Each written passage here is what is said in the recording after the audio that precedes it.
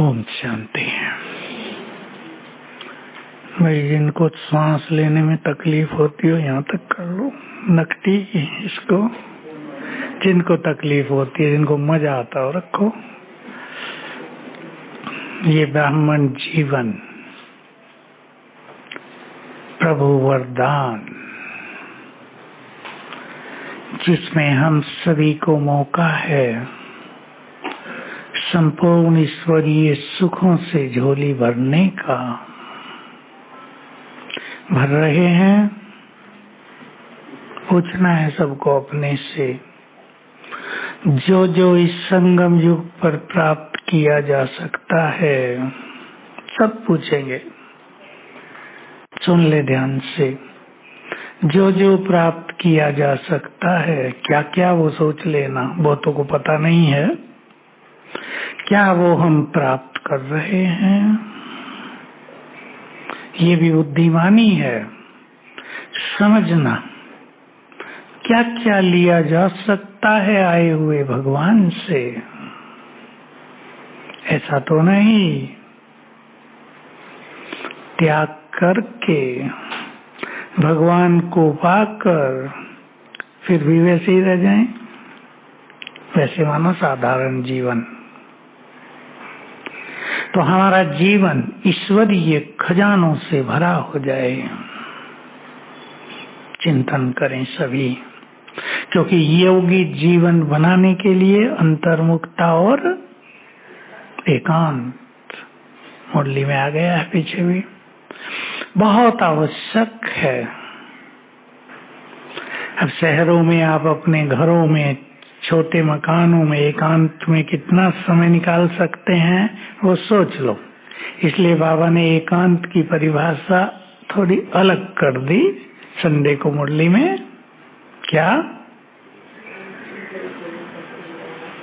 नहीं याद है आपको? एक एक स्थिति में एक एक मिनट भी स्थित हो जाना, वो एकांत है। कभी बाबा कहते एक के अंत में, अर्थात याद के भिन्न भिन्न तरीके हैं, वही बात है। लेकिन एकांत में एक दूसरा काम भी करना होता है जो बड़ा सुखदायी है, और वो है सुंदर विचारों की रचना। सुंदर विचारों को एंजॉय करना लाइफ में, वो बिना एकांत के नहीं होता है। और जिसके विचार सुंदर नहीं, उसका जीवन सुंदर नहीं। ठीक बात है या नहीं? अगर हम छोटी बातों में उलझ कर रह गए, कौन सी हैं छोटी बातें डॉक्टर? क्या, क्यों, ऐसे वैसे। ड्रामा के ज्ञान के को जानने वालों के लिए तो बाबा ने कह दिया है, no question, no complaint, no आश्चर्य। आश्चर्य भी नहीं, ये क्यों हो रहा है? हाय कोरोना दोबारा आ गया, क्यों आ गया? बाबा बचाओ इससे। No question, no complaint. Complaint शिकायत, नो आश्चर्य। जो हो रहा है वही सत्य है। जो ड्रामा के ज्ञान से अपने चित्त को शांत कर ले वही ज्ञानी। तो एकांत में महान विचार। और अब आपको मौका मिला है। आप कहेंगे सारा दिन तो हॉल में रहते हैं, एकांत कहाँ से मिलेगा? फिर भी है। जिसको जिस चीज का महत्व होता है वो उसके लिए अपना रास्ता चुन ही लेते हैं। तो अंतर्मुखी भी होना है योगी बनने के लिए। अंतर्मुखी का अर्थ है, बोलो, छोटा अर्थ नहीं, छोटा सा नहीं, थोड़ा अच्छा गहरा। कर्मेंद्रियों के रसों से मुक्त केवल अंदर जो आत्मा है उसके रस में आ जाना। हम सब की भाग दौड़ बाहर की ओर हो गई है। मन की, बुद्धि की, कानों की, आंखों की, सब बाहर की ओर की चीजें देख रहे हैं। अंदर को देखने वाला ही श्रेष्ठ योगी है। तो सभी एकांत और अंतर्मुखता के द्वारा कर्म योगी बनेंगे। कर्म योगी के बारे में मुझे 2 बात याद आ रही साकार मुरलियों की। आपको भी याद आ जाए तो अच्छा है, अब सुन लो। जो कर्म करते याद में रह सकते हैं वही बहादुर हैं। तो बुद्धि कर्म में भी है और ऊपर भी है, डबल। और ये काम वही कर सकते हैं जिनकी बुद्धि भटकती नहीं। और दूसरा महावाक्य, यदि तुम कर्म योगी बने बिना ही कर्म क्षेत्र पर जाते हो तो मानो तुम बिना हथियारों के युद्ध के मैदान में जाते हो।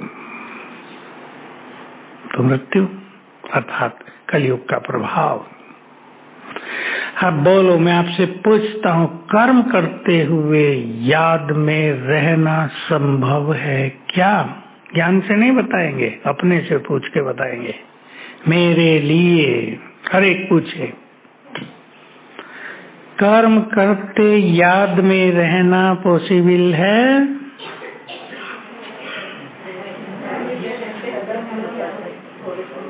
थोड़ा थोड़ा, थोड़ा थोड़ा भाई लोग है। बुद्धि का ज्यादा यूज होता है उस समय, जहाँ बुद्धि ज्यादा यूज करते हैं वहाँ मुश्किल है। फुल से कठिन भी है, लेकिन कठिन को हमें सरल बनाना भी है, क्योंकि भगवान अगर कह रहा है तो वो पॉसिबल है। तीसरी बात, ये सब मुरलियों से हैं। कर्म योगी बने बिना कोई भी कर्मातीत नहीं हो सकता। चाहे वो कितना भी बैठ के योग कर ले, वो कर्मातीत नहीं हो सकता। क्यों? तो करना ही पड़ेगा। और बताओ।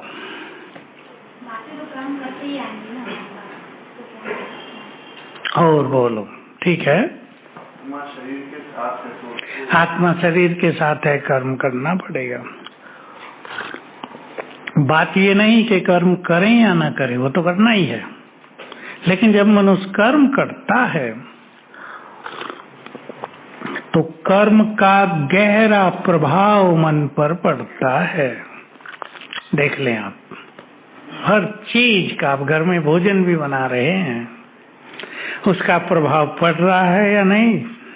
बिना खाए पड़ रहा है, सुगंध से पड़ रहा है, हर कर्म का इफेक्ट। दूसरा, हम कलयुग में हैं, कलयुग का इफेक्ट। तीसरा, हम मनुष्यों के बीच में हैं, उनका इफेक्ट। चौथा, कर्म का जो परिणाम आएगा, अच्छा या नहीं अच्छा, सफलता या असफलता, हार या जीत, निंदा या स्तुति, उन सब का इफेक्ट भी मन पर पड़ता है। कॉमन बात है ना। तो अगर हम योग युक्त रहेंगे तो वो इफेक्ट नहीं पड़ेगा, तब हम कर्मातीत होंगे। क्योंकि कर्मातीत अवस्था की डेफिनेशन लिख लेंगे आप, ये मुरलियों में तो नहीं है, लेकिन अव्यक्त बाप दादा एक दिन अपने कमरे में आए थे और दादी ने पूछा था, बाबा विनाश का समय आ गया? क्योंकि विनाश तो बाबा कहता रहता था ना, ये आ गया, वो हो गया, अब होना है लेकिन कोई कर्मातीत तो बना नहीं। एक बार बाबा से पूछा दादी ने, बाबा विनाश का समय आ गया, आपने अश्वत्थों के बारे में तो कुछ बताया ही नहीं। हम तो सुनने वाले थे, छोटे थे, लेकिन बैठे होते थे पास ही। बाबा का रूम कितना है? इससे आधा था, जितना अब है ना, ये पीछे का हिस्सा स्टोर था, आधा था। तो बाबा ने उत्तर दिया, कर्म के पर लिख लो, इस पे ध्यान देना है सभी को। कर्म के प्रभाव से मुक्त और कर्म के परिणाम के प्रभाव से मुक्त, ये है कर्मातीत अवस्था।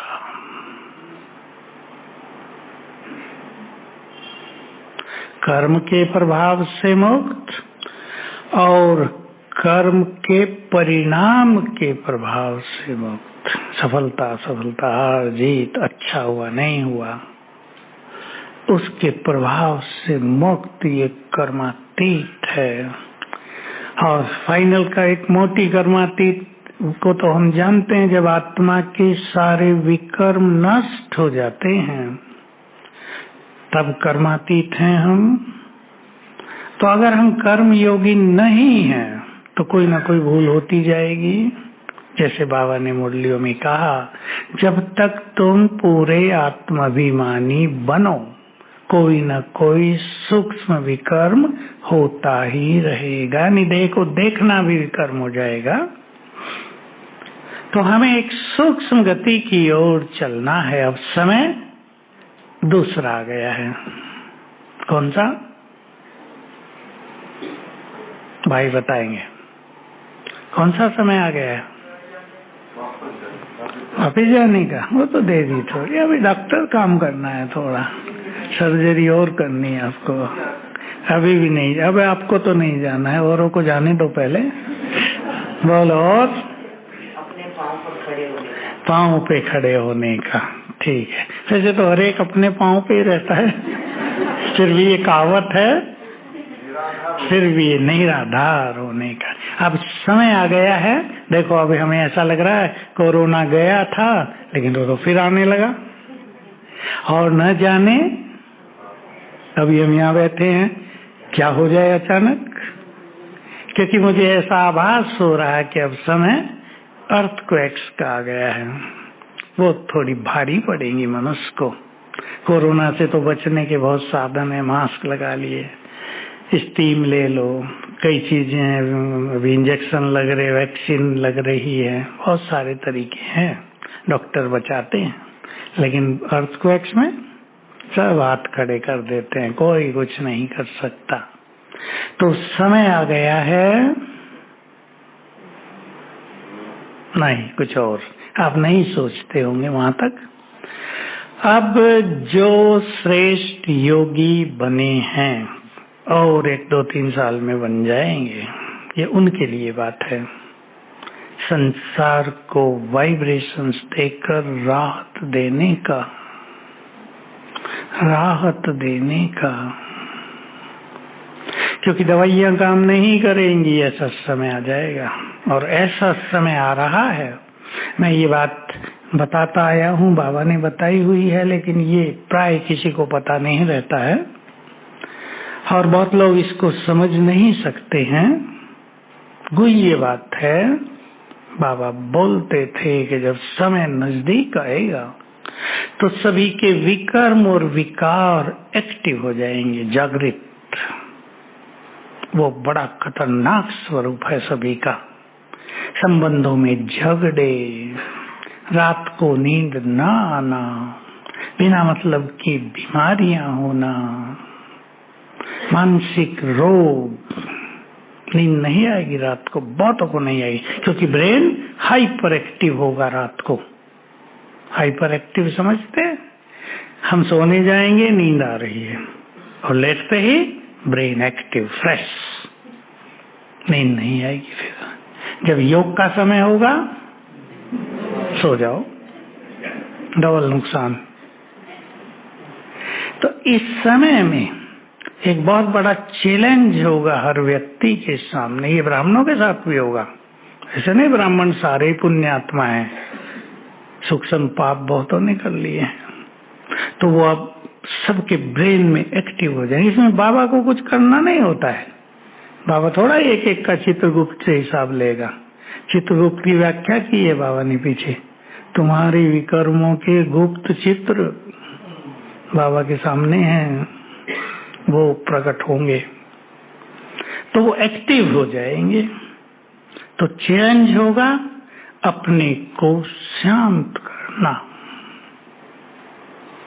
चैलेंज होगा जो दूसरे लोग सो नहीं रहे उनको वाइब्रेशंस देकर सुलाना। जिन्होंने दूसरों को सोने नहीं दिया है वो सोएंगे नहीं। समझ गए ना बात? बहुत है दुनिया में ऐसे ब्राह्मणों में भी हैं और बाहर तो बहुत ही हैं। आजकल सबसे बड़ी मारामारी है पैसे की। पैसे पे बहुत पाप करा रहा है पैसा। अपनों में दीवारें हो रही हैं। अब ज्यादा होती तो पहले भी थी, अब तो रोज ज्यादा हो गई। मुझे एक अच्छा समाचार सुनाने को दिल हो रही है आपको। 3-4 दिन पहले का ये, अहमदाबाद में कोई 4 भाई बड़े सेठ, संपत्ति के बंटवारे पे बहुत ज्यादा झगड़ा हो गया, मारामारी। ब्लैक मनी ज्यादा है उनके पास। सेठों के पास तो होता ही, आप सब सेठ जानते हैं ना, सेठ बैठे हैं, होता है या नहीं? बाबा के बच्चे तो वैसे तो सेठ हैं पर हैं तो मीडियम। तो एक भाई है, अपना बीत है, पहचान है, झगड़ रहे थे। तो उसने, हमारी गीता बहन को तो आप जानते हैं, वो क्लास कराते हैं, उसने कोई पुण्यों की क्लास कराई है। तो इस भाई ने वो पुण्यों की क्लास बड़े भाई को भेज दी। उसको मजा आ गया, दिमाग बदल गया। उसने कहा भाई दूसरों को भी भेज दो, वो तो नहीं भेज सकता था, इससे तीनों को भिजवा दी। और देखो क्या हुआ, 3 दिन पहले तीनों ने अपना सारा धन एक कमरे में लाके रख दिया और बड़े ने कहा जितना जिसको चाहिए ले जाओ, कुछ बचेगा तो मेरा। सी क्या हुआ, समझ गए ना? विचार बदलते ही समस्या बदल जाती है ना। बात क्लास की नहीं, हम किसी के विचार बदल दें, समस्याएं बदल जाती हैं। विचार बदलते ही जीवन बदल जाता है। उनको समझ में आ गया ये पैसा, कोरोना में पैसे वालों को अनुभव हो गया। अगर कोरोना हो गया, कितने भयभीत। मुझे एक का बताया कि वो परिवार पूरा घर से बाहर नहीं निकल रहा अब तक, कोरोना के डर से कहीं हो न जाए। और मैं सिखाता आया पहले दिन से, ये डर क्या करता है, ये वायरस को खींचता है, अट्रैक्ट करता है। इसका अर्थ ये नहीं कि आप मास्क न लगाएं या सावधानी न रखें या दवाई न लें, पर डर नहीं। एक ही बात रखो, मेरे साथ सर्वशक्तिवान है, मुझे कुछ नहीं होगा। अपने चारों ओर पावरफुल आभा मंडल बना दो, कोरोना भाग जाएगा। तो डर नहीं। तो मैं कह रहा था, ऐसा समय आ गया है जब कुछ महान आत्माओं को वाइब्रेशंस देने होंगे संसार को, उसके बिना काम नहीं होगा। डॉक्टर साहब ने जाने की जो बात की तो मुझे याद आता है, जब कोई भी जाने की बात तो रोज मुरली में आती है ना, मैं आया हूँ तुम्हें ले जाने, और ले जाने तो आया है। कई तो डरते हैं, बाबा ये न कहो, माताएं ज्यादा डरती हैं। कुछ अच्छी बात कह दो तो अच्छी बात कह देता हूँ, मैं आया हूँ तुम्हें स्वर्ग की बादशाही देने, पर अब नहीं दूंगा। मिलेगी तो वो तो नहीं जब पहले जाएंगे, पर अच्छी बात कह देता है। तो बाबा ने कहा कुछ आत्माओं के लिए है ये, डॉक्टर साहब आपके लिए भी है। नहीं, इनके लिए है, मैं इन्हें जानता हूँ। जब तक तुमने ब्राह्मणपन के कर्तव्य पूरे नहीं किए, तुम घर नहीं जा सकोगे। ग्रेट थिंग है ये, बहुत बड़ी बात, छोटी नहीं। और ये सबके लिए नहीं, सबको तो जाना ही है। लेकिन हम में से कुछ आत्माएं ऐसी होंगी जिनको संसार को देना होगा। बिना दिए उन्हें कोई जाने नहीं देगा। वाइब्रेशंस देना है, बहुत कुछ देना होगा, प्यार देना होगा, शांति देनी होगी, अच्छे वाइब्रेशंस देकर भय दूर करना होगा, सबको जाने के लिए तैयार करना होगा। जो कुछ होगा इस सृष्टि पर वो सब स्वीकार कर ले, ये कराना होगा। समझ रहे ना भाई लोग भी? स्वीकार कर ले। स्वीकार नहीं कर पाएंगे लोग।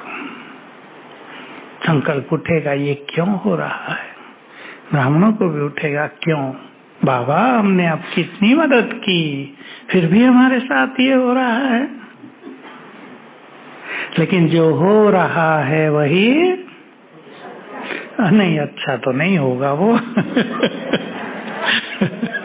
अब ये कहना तो सहज है, किसी के घर में मृत्यु हो गई और आप कह दो ये अच्छा हुआ तो डंडों से पिटाई करके भगा देंगे। जो हो रहा है वही होना है, वही हो रहा है जो कल पहले हुआ था, वही तो होना है। अब सफाई होनी है ना, अब ये धरती खाली होनी है, होनी है, क्योंकि देवताओं को आगमन होना है। आगे भेज दो, इधर भेज दो इनको। तो हम सभी बहुत ध्यान देंगे इस बात पर। अब सोच लो आप, कौन तैयार है संसार को देने के लिए? आप में से कितने लोग हैं इस महान कार्य के लिए?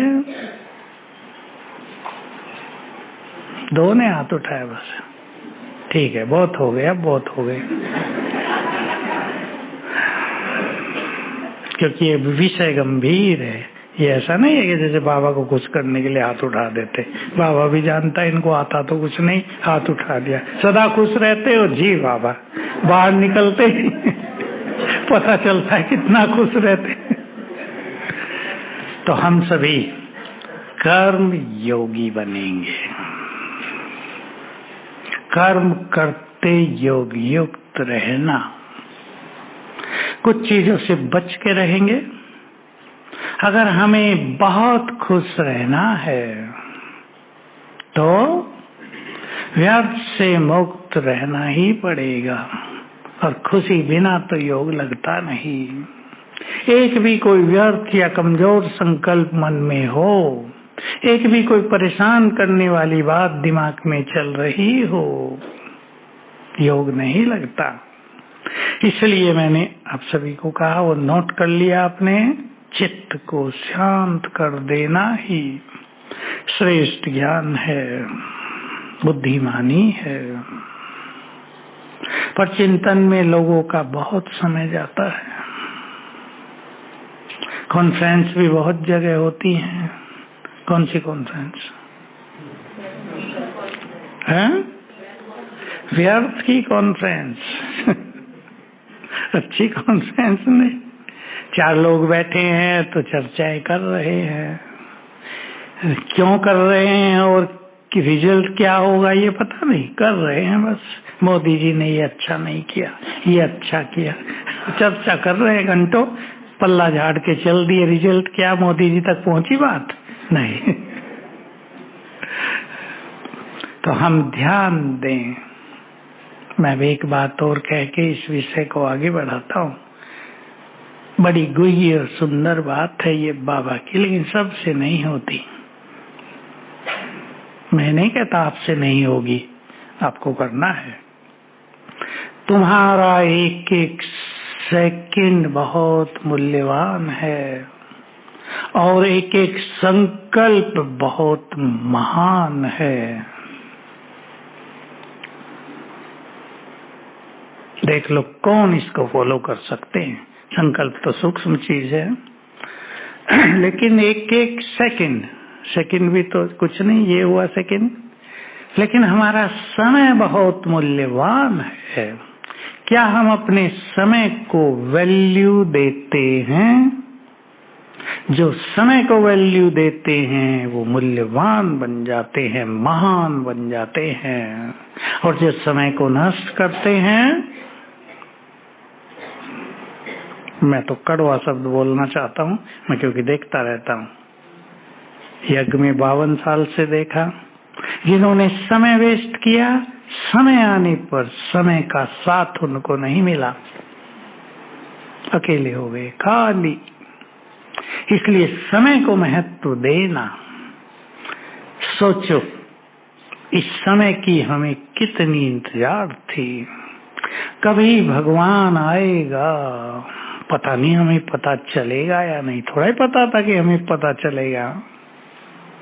कल्पनाएं किया करते थे, कहा करते थे जब तुम आओ हमें भी बता तो देना। अब वो समय है जिसकी हमें इंतजार थी। अब इस समय को हम कैसे बिता रहे हैं, गहन चिंतन करेंगे सभी। कैसे बीत रहा है हमारा समय, कैसे बीतना चाहिए और कैसे बीत रहा है।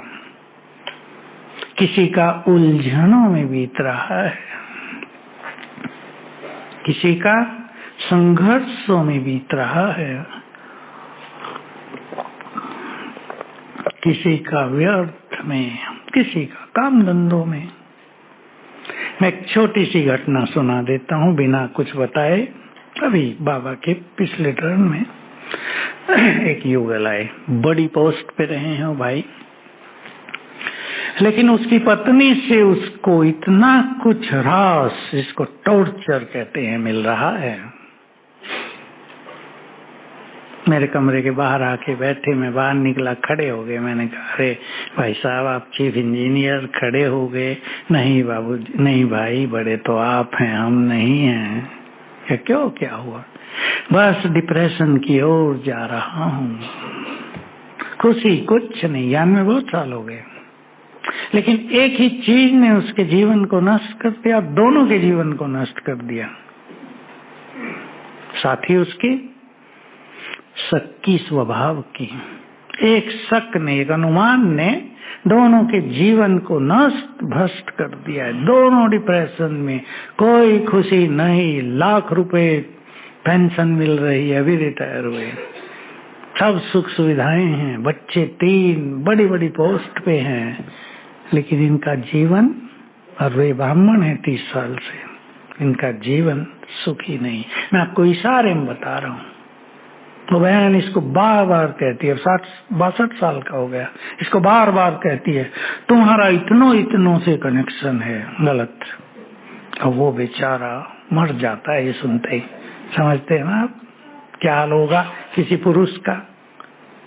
किसी से अगर फोन पे बात कर रहा है, अच्छा समझ गए ना माताएं, गए बस। और वो भी साइको हो गई है, वो पहले साइको माना मानसिक रोगी, और इसको बनाती जा रही है। मैंने कहा आप अलग अलग हमारे पास एक मास सेवा में आ जाओ, लेकिन मुझे पता वो उसको आने नहीं देगी। फिर भी मैंने कहा अगर अलग अलग आ जाओ तो हम आपको ठीक कर देंगे बिना दवाई।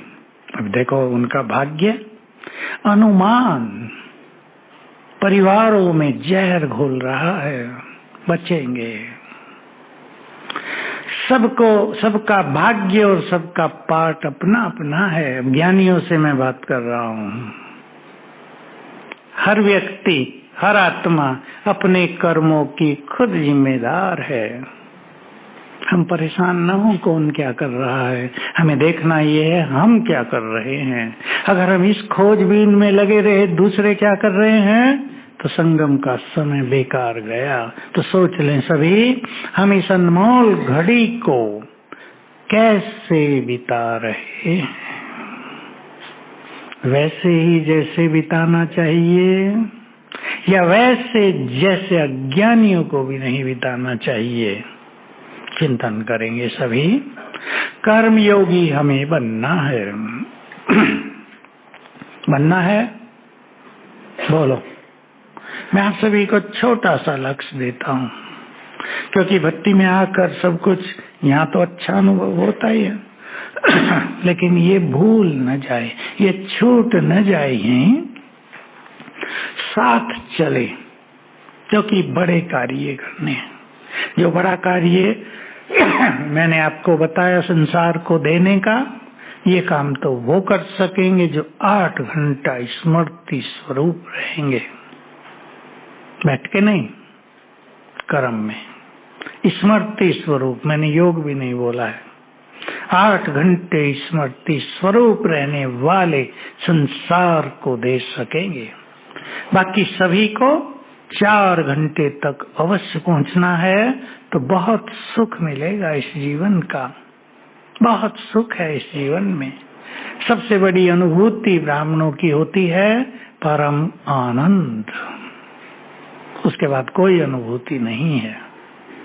परम आनंद जिसमें ईश्वरीय नशा भी है, अतीन्द्रिय सुख भी है, खुशी है, प्योरिटी है, सबका मिला जुला स्वरूप परमानंद कहलाता है।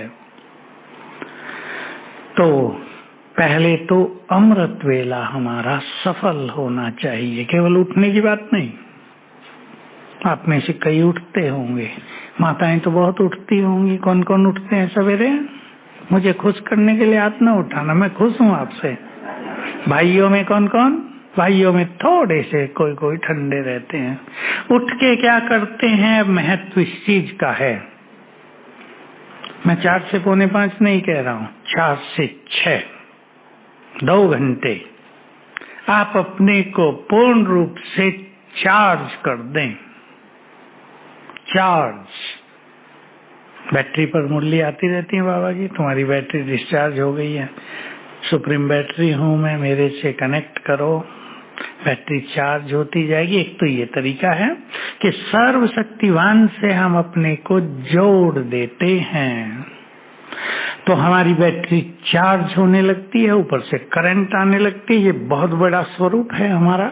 लेकिन सुंदर संकल्पों से स्वयं को चार्ज करना। मैं बाबा का एक सुंदर महावाक्य सुनाता हूँ। इसी सीजन में मुरली में आया है और मैंने उसको लिख के कंप्यूटर वालों से लिखा लिया, अपने सामने रख दिया, शांतिवन के रूम में भी और यहाँ भी। उठते ही मेरा ध्यान जाए, अब तो याद ही रहने लगा है। स्वमानों से सज धज कर मेरे पास आओ, सवेरे के लिए कहा बाबा ने। स्वमानों से सज धज कर मेरे पास आओ। स्वमान हमारी सुंदर संकल्प है। स्वमानों से सुंदर संकल्प, महान संकल्प, मोस्ट एलिवेटेड थॉट्स इंग्लिश में कहते हैं, बहुत ऊंचे विचार स्वमानों के अलावा कोई नहीं होते। तो सवेरे उठते ही अपने को एक तो योग से चार्ज करना है, दूसरा चार्ज करना है स्वमान से, महान विचारों से। उठते ही आप संकल्प करें, देखो बाबा को गुड मॉर्निंग करने के साथ मैं मास्टर ज्ञान सूर्य हूँ, अंग अंग से किरणें फैल रही हैं, पहले ही मिनट में कर दो। और हमारे पहले संकल्प से दूसरा जुड़ा रहता है, दूसरे से तीसरा, चौथा। अगर हम पहले संकल्प को सुंदर बना दें तो बस सब कुछ सुंदर हो जाता है। पहला संकल्प हमारा कितना सुंदर है, विचार करेंगे। और मैं सभी को बहुत समय से एक चीज सिखाता रहता हूँ, संसार में ये विद्या बड़ी गहन रही है, अंतर मन की शक्ति, इसको चित्त कहा शास्त्रों में और इंग्लिश में सबकॉन्शियस माइंड। इसकी शक्ति बहुत जबरदस्त है। और सवेरे के पहले पहले संकल्प हमारे जीवन का निर्माण करते हैं। पहले 3 मिनट के संकल्प, ऐसे तो पूरे योग के संकल्प ही, पर पहले 3 मिनट के संकल्प हर मनुष्य के जीवन का निर्माण करते हैं। क्या सोचें, सोच लो। मैं संसार में सबसे अधिक शक्तिशाली हूँ, सोचते ही शक्तियां जागृत हो जाएंगी और हम शक्तिशाली बनते जाएंगे। और उठते ही किसी ने कमजोर सोच लिया, बहुत समस्याएं हैं, पता नहीं क्या पाप किए हैं, गए, समस्याओं को निमंत्रण दे दिया। मैं बहुत भाग्यवान हूँ, बहुत सुखी हूँ, बहुत धनवान हूँ। असली धन तो हमारे पास है या नहीं? पहला धन ज्ञान धन और खुशी का धन, शांति का खजाना, शक्तियों का खजाना, कितनी बड़ी चीजें हैं। साहूकारों के पास ये धन नहीं है। देखो बाबा के कई बच्चों को कोरोना हुआ, 2-4 की मृत्यु भी हुई है, लेकिन डर तो नहीं ना कि कहाँ गए मरने के बाद, ये डर नहीं है। और जो बाहर वाले गए हैं उनका तो न अंतिम संस्कार ठीक से हुआ, न वो अपने प्रियजनों को मिल पाए, इसलिए सभी भटक रहे हैं। 95% सब आत्माएं भटक गई हैं, क्योंकि जो हिंदू धर्म में या किसी भी धर्म में जो अंत की जो इस क्रियाक्रम के विधि विधान है ना, वो इसलिए है कि वो आत्मा शांत हो जाए। अब उनको बच्चों से ही नहीं मिलने दिया है, आत्मा तृप्त रहकर चली गई। अब यहाँ अगर बाबा के बच्चे हैं और वो बाबा को याद करते हैं कि शरीर तो छूटना ही है बाबा, तो उनका तो प्रिय उनके सामने है ना, उनकी गति श्रेष्ठ हो जाती है। तो सवेरे के समय सुंदर अभ्यास करेंगे, सब अपने अपने चुन लो ऐसे संकल्प जो आपको चार्ज कर दें, समझ, एकदम जगा दें, सोई हुई चेतना को जगा दें। बहुत समस्याएं हैं, निराशा हो रही है, नो, भगवान मेरे साथ है, विजय मेरी ही होगी, चाहे पहाड़ जैसी समस्या आ जाए हम पार करेंगे। देखना इस संकल्प में कितनी पावर है। एक एक संकल्प आपको अनुभव कराएगा कि एक एक संकल्प में बहुत शक्ति है। हमारा एक एक संकल्प हमारे लिए वरदान है। हमारे संकल्पों की तो बात है। मैं तो अखबार लगभग नहीं पढ़ता, पर कभी पढ़ता हूँ तो देखता हूँ कैसे लोग हिम्मत रखकर और आदर्श प्रस्तुत कर देते हैं। विकलांग पैदा हुआ है, थोड़ा बड़ा हुआ है, हाथ पैर ठीक से काम नहीं करते, लेकिन हिम्मत बहुत ज्यादा है, बड़े काम करने लगे हैं। आपने सुना होगा एक व्यक्ति को हाथ ही नहीं और पैरों से वो इतनी सुंदर पेंटिंग करने लगा कि उसको प्राइज मिलने लगे। एक व्यक्ति को न हाथ न पैर थे, एक्सीडेंट में कट गए, वो इतना अच्छा फोटोग्राफर बन गया कि उसका नाम हो गया। ये सब हिम्मत की, संकल्पों की बात है। हम अपने संकल्पों को कमजोर न करें, सभी सीख कर जाए। यहाँ से न हार माननी है, लिख देना इस लाइन को कहीं अपने घर में, मुझे हार नहीं माननी है। चाहे वो बीमारियां आ जाएं, चाहे समस्याएं आ जाएं, चाहे आपदाएं विपदाएं आ जाएं, परिवार पे कुछ हो जाए, धन संपदा बिजनेस धंधों में कुछ हो जाए, हार नहीं माननी है। ठीक है बात? मुझे लगता है निरंजना दीदी ने हार नहीं मानी, ठीक है ना? इसलिए पार, जो हार न माने वो पार। मनुष्य को कोई और नहीं हरा सकता, उसके कमजोर संकल्प यही उसे हराते हैं। हमारे पास वो सबसे सुंदर संकल्प है ना, अधिक से अधिक क्या होगा? मृत्यु। तो बाबा के पास हमें नुकसान क्या है? जिंदे हैं तो भी बाबा के पास, तो हम क्यों परेशान हो, क्यों चिंता करें? अपने संकल्प को खुला कर दो। मेरे बच्चों का क्या होगा मेरे बाद? माताओं की कमजोरी, ठीक है या नहीं? तो क्या आप अमर हैं, 5000 साल ही जिएंगे? अरे बच्चों का तो अपना भाग्य है, हो सकता है उनका भाग्य आपसे भी अच्छा हो। इसलिए मुझे याद आया, एक बहन कल फोन कर रही, उसके पिता की मृत्यु हो गई है। अब बूढ़े हो गए तो मृत्यु तो हो गई ना। मैंने पूछा कितने साल का था? 75। मैंने कहा ठीक है, बहुत अच्छी आयु बीत के गया, लेकिन ये भयभीत, इसको नींद नहीं आ रही, मानसिक रोगी बन गई है। उसके पति ने फोन किया, ज्ञान में भी है थोड़े थोड़े थोड़े थोड़े। मैंने कहा क्यों आप इतने डर रहे? आत्मा तो अमर है ना, और 75 साल तो बहुत आयु है, अच्छी आयु पूरी करके गए, ठीक खुशी मनाओ ना, उनको योगदान दो। कहा नहीं, मुझे अपनों को खोने का डर हो गया है, अपनों को खोने का डर। तो अपने सदा ही रहेंगे क्या साथ में? इसलिए जिसने बाबा को अपना बना लिया, उनका डर खत्म हो गया, और अपने के खोने की बात ही नहीं। ये तो पुनर्जन्म इस सृष्टि का नियम है। और पुनर्जन्म भी किसी का 75 साल में होगा तो किसी का 5 साल में भी हो जाएगा। ये सब कर्मों का खेल है।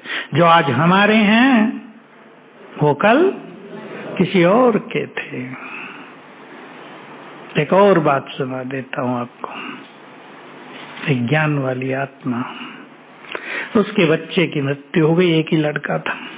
अब एक ही और उसकी मृत्यु हो जाए, बात तो भारी है।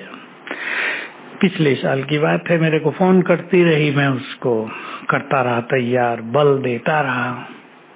कहा हमारे यहाँ गुरु हैं कुछ लोग, वो इन आत्माओं का कुछ कर देते हैं। तो मैंने तो कहा क्यों चक्रों में जा रही हो बहन जी। लेकिन जब देखा उसकी ज्यादा इच्छा है, मैंने कहा जाओ देखो। गई तो कहा, वो कहता है मैं उस आत्मा को वापस बुला सकता हूँ, तुम्हें तुम्हारे घर में वो जन्म ले लेगा फिर से। अब इसके मन में दुविधा हो गई। अब मैं ज्ञान छोड़ूं, समझ गए ना। मैंने कहा माता जी तुम 1 साल में बहुत संभल गई थी, कहाँ से ये दुविधा ले आया, इसलिए तो मैं मना कर रहा था किसी के पास न जाना। मैंने कहा जहाँ उसने जन्म लिया है तो वहां से देह छोड़कर आएगी आत्मा, उस घर में हाहाकार हो जाएगा। तो क्या तुम्हारे घर में खुशियां होंगी? ये बात सुन के उसको समझ में आई। मैंने कहा देखो मर्जी तो तुम्हारी, मैं तो केवल राय देता हूँ। तुम्हें क्या करना है? ज्ञान छोड़ना है, भगवान को छोड़ना है या इस संकल्प को छोड़ना है? तुम खुद संकल्प करो। दुविधा उसकी कुछ तो कम हुई, लेकिन जल्दी कम नहीं होती माताओं की। इन सब से बचेंगे। मैं थोड़ा बोल देता हूँ माताओं की, बुरा तो नहीं लगता? लगता तो है कईयों को कि हमारा ही दोस्त थोड़ा, इन पुरुषों का भी तो है या नहीं? सबका ही है। सभी अंतिम स्वरूप में पहुंच गए हैं। लेकिन मैं आपको बात कह रहा था, अपने विचारों को महान बनाओ। जो कुछ केवल अब ही लिया जा सकता है, अब के बाद कभी नहीं, उसे छोड़ो नहीं। बहुत बड़ी बाजी हाथ में आई है। अब मिस हो गया तो गया, फिर पश्चाताप के अलावा कुछ नहीं बचेगा। तो सवेरे के समय को सुंदर व्यतीत करेंगे। और मैं एक छोटी सी विधि बता रहा हूँ, आप सब कर लेना। इसे सहज है और आप कर लेंगे, मुझे पूर्ण विश्वास है। कुछ भी कठिन नहीं है। आप अपने सारे काम जो भी करते हैं ना, उनकी एक लिस्ट बना लेना, कम से कम 16। बाइक कौन कौन चलाते हैं? बाइक 2 व्हीलर बहने, ठीक है, बहुत है। कारें भी चलाने वाले होंगे, ठीक है। मैं एक उदाहरण लिया केवल। जब आप घर से निकल रहे हैं और बाइक पर आपको बैठना है तो बाबा का आह्वान करेंगे। ये लिख लो, ऐसे आपको प्रोग्राम बनाना कि जब हम बाइक के पास जाएंगे तो बाबा का आह्वान करेंगे, आ जाओ।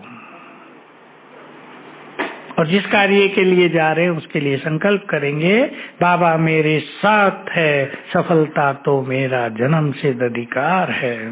और विचारों में नहीं तो मनुष्य क्या है, जहाँ जा रहा है उसके विचार कर रहा है। आप प्रदर्शनी लगाने जा रहे हैं तो जगह पता नहीं अच्छी होगी या नहीं, बहुत कम स्टाफ है, चित्र लग पाएंगे या नहीं। भिन्न भिन्न संकल्प मनुष्य को कार्यों के रहते, उससे थोड़ा हटेंगे। कार है आपके पास, बाइक है, आप बैठ गए हैं, संकल्प करो मैं विघ्न विनाशक हूँ, मेरी संपूर्ण यात्रा विघ्नों से मुक्त रहेगी। आपको घंटा यात्रा करनी है, किसी को आधा घंटा। मैं लाइट हाउस माइट हाउस फरिश्ता हूँ, किरणें फैलाते हुए जा रहा हूँ।